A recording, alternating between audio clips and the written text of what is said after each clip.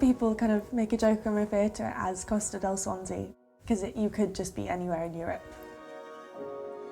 In South Wales, many young people say drugs have always been around, always been a part of its nightlife. But over recent years, we're told it became an epidemic, a perfect storm of high deprivation, of stretched resources, of new trends in lethal drug mixing, all underpinned by the ease of supply. I remember when I was 16, it was easier for me to get hold of substances that were illegal than it was alcohol. Yeah, I mean, drugs are more accessible than mental health care. That is definitely true. For this group of friends, what started out as fun as experimentation soon spiralled out of control. I went from 0 to 100 with my drug use. I remember I did a lot of cat, coke, MDMA, and then I got onto psychedelics and stuff like that, acid and stuff, and everyone was doing it, and the thing is that everyone shares their drugs as well. Yeah. You know, I think we've all lost a lot of people due to bad batches of things. These are now young lives punctuated by loss. The difference between when I first lost one of my friends to now is I used to try and numb it with drugs, try and numb the pain, block it out, but it never stopped. I actually can't count how many people I've lost. I know it's a minimum of 6. I think the youngest that we lost was 18. Sorry. Oh, God. Vix is talking about Alex's ex-boyfriend, who died alone with lethal levels of morphine in his system. I remember him coming to my house every day after school, and he would spend 2 hours every day walking after school just to come see me. And that, I think, was one of the most meaningful things anyone's ever done for me. It wasn't really until he passed away that we realised just how bad it was. There were points later on in our relationship where we would have conversations about not taking drugs as often as we were and just calming down.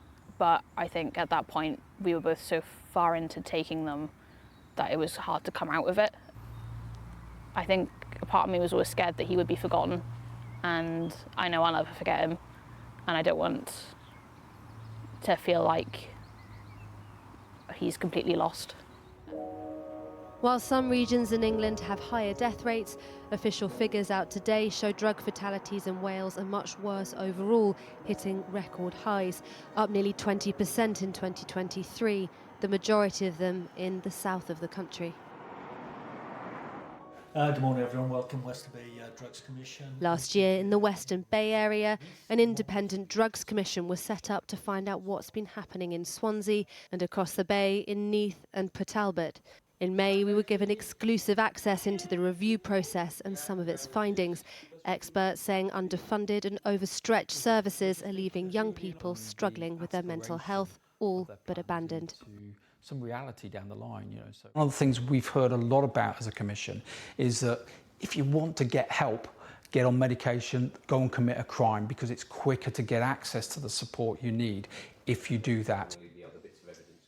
So we seem to be seeing that there are some greater problems in Swansea, and drilling down into that, a lot of it has been to do with polysubstance use. People taking smaller amounts but of multiple substances, which when you put them all together, they do enhance the what we call respiratory suppressant effects of those drugs. So they are more likely in smaller amounts but in combination to cause death.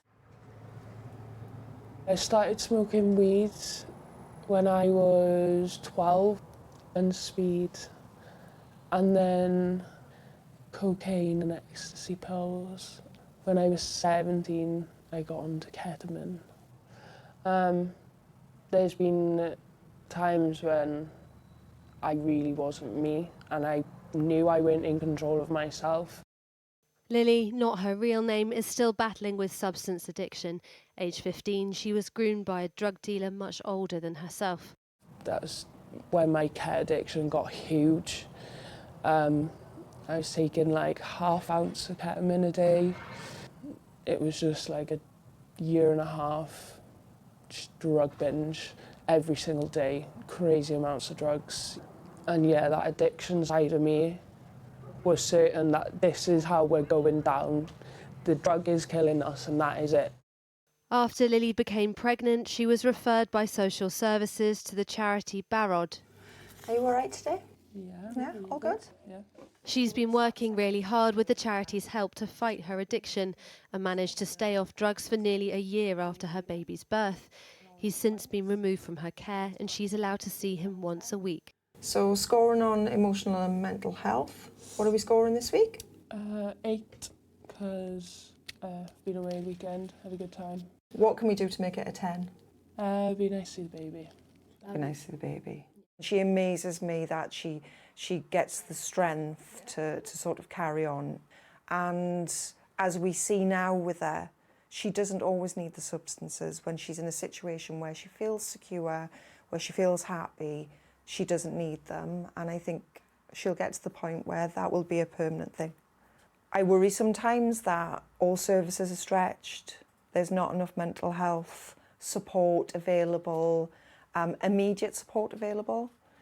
And therefore young people sort of tending to try and find their own ways of coping. Whilst overall deaths in Wales rose, the planning board for the Western Bay, which runs regional drug services, told us drug misuse deaths in Swansea, Neath and Port Talbot had gone down by 23% last year. They said they're creating a more accessible, joined up and effective support service with waiting times generally on a downward trend. Thank you so much everyone for coming. It's really great. Millie has put on a poetry evening to share memories of loved ones lost along the way. Just a bit of a heads up as well that some of the topics covered tonight might be a little bit heavy, might be a little bit difficult for some people, so just make sure you're taking care of yourselves and other people. There's no quick fix to this problem. This first poem is called Hero, a word for which there is no translation. It's those in their 40s that today's figures show are at greatest risk. This younger generation, though, worries about their own future and they're finding their own ways to cope. I will pick up the pieces for as long as I have to, but like, it shouldn't be us. And the rest of us, we can't understand why we're the ones that got to go on living. Thank you.